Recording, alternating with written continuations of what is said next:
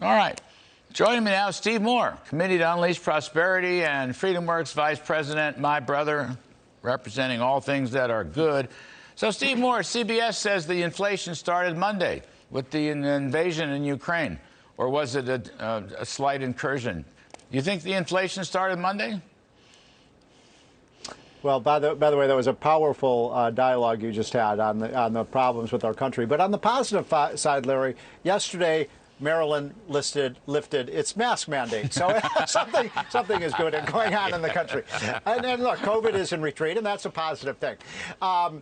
But you're right; these problems long predate Ukraine, and I just did an analysis myself, looking at the last 5 or 6 times we've had big spikes in energy prices, and in 4 of those instances, big spike ups in energy prices have caused recessions. That happened twice in the 70s. It happened in 2007 and 8.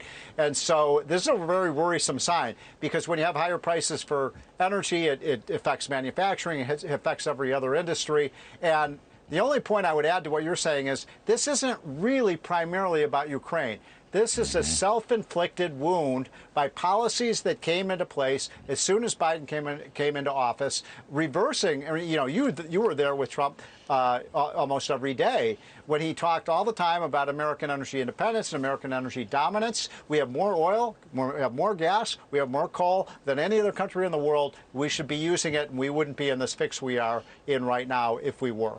I want to put that, if I can, the CRB commodity index up on the full screen again, because, Stephen, you use it, I use it. It's a monetary indicator, and it shows that inflation, there it is, look at that. And, see, if you go to the far right of that chart, you see another pop just in the last few months. The money supply has popped, too. Really nothing has been done to curb inflation. And again, it has nothing to do with Ukraine. It is widespread. It is public enemy number one. It's why the Gallup poll gives Biden his lowest approval rating on the economy so far. The guy's in the mid-30s on that. Now, that's got to be fixed. And the longer they wait, Steve, my fear, the worse it's going to get. Taking away the punch bowl, it's not going to end well. If you look at that chart, the commodity index chart, because it is one of my favorites, the 5 to 10 year average on the CRB index is about 200. So we're at 280. That's 40% above, where we probably should be, maybe a little bit higher. And it's not just the energy price, Larry. That, as you know, that's an index of about 30 different commodities, including everything from copper to coal to corn and wheat and natural gas, and all those things are rising. And that is a lead indicator of inflation. It's a very problematic trend. And I like the way you connect the dots. It's not just the Fed, although the Fed has been an instigator of this inflation, but it is the massive trillions of dollars of spending that has happened under Biden. And just the other day, he said he wants another $30 billion for COVID, even though they still have about $1 trillion they haven't even spent yet from the last bill. I know. I love that. I love that. They definitely need another 30.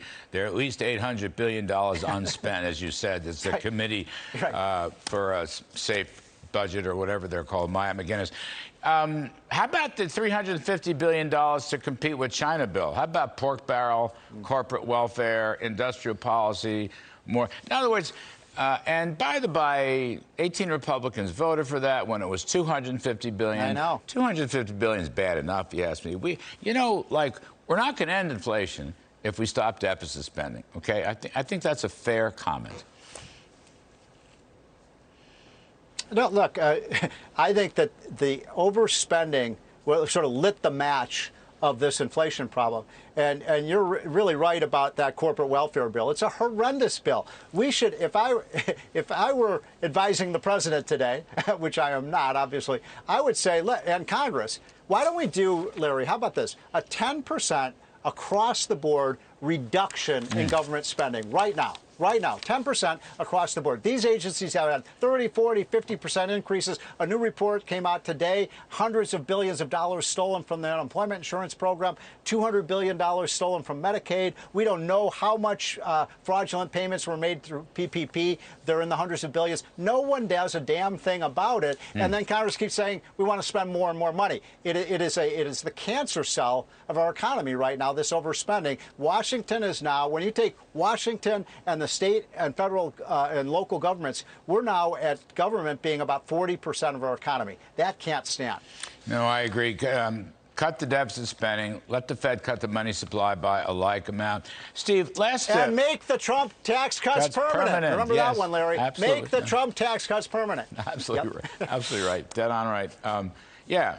The one would trigger growth, and the other would stop prices. I mean, it's not that hard to figure out. Last one, quickly, from a report this morning, Jamie Galbraith, who's a progressive left guy. I might add, I know him. He's a really good guy, by the way. He's a very nice person. Yeah, right. He's John Kenneth Galbraith's son. Anyway, he was interviewed by a friend of ours and talked about why inflation is actually good, because wages are going up, and it's rich people who get hurt by inflation.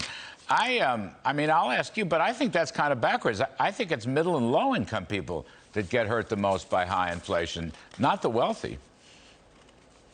Yeah, his point was, I read that article, and his point was, well, look, wages are going up too. Here's the problem. Wages are lagging behind inflation. So as you pointed out, we have 7.5% inflation, and we have 5 to 6% wage growth. You do the math there. You know, yeah, that's in normal times, 5 to 6% wage growth is wonderful. I remember in the late 1970s, you had the unions and getting 7, 8, 9% increases in their wages. Unfortunately, inflation was hitting 11%. So it's like a tiger trying to catch its tail. Yeah, well, Jamie this is the progressive view. Inflation is okay because it raises wages, even though you're right, real wages fall. He also wants to nationalize the banks, tax speculative assets, including land, minerals, and intellectual property. I mean, I'm just citing that. Again, I happen to personally like Jamie Galbraith very much, but this is the progressive far-left view, and we're going to hear more of this because they are represented by Biden. Biden's team never talks about ending deficit spending. One last point, if I may. The other, inflation is just an unfair tax because it kills people who are savers, right? If you spent your whole life saving your money and all of a sudden you get 8% inflation, that just erodes the money that you saved your whole life. It's unfair to seniors, not just low-income people. All right. Steve Moore, Committee to Unleash and FreedomWorks. Thank you, buddy. See you soon.